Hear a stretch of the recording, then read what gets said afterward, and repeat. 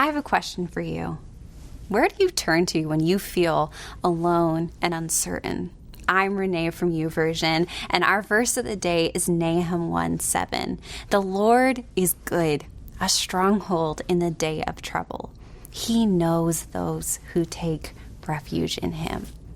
The Lord is good. For context, when this verse was written, it was in a period of Israel's history where for almost 100 years they had been persecuted and oppressed by the nation of Assyria, the most powerful and brutal nation at that time. For 100 years they endured social and economic and political unrest and uncertainty. Their future was unknown, as was their present, and their past was laced with grief.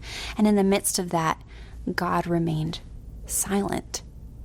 And then onto the scene comes Nahum with a prophetic word of hope and encouragement to the nation of Israel. A word that said, God hasn't forgotten you, and he will bring justice to your enemies. But what's more than that, he is a good God who knows those who run to him. He is a place of safety and security to all who come to him.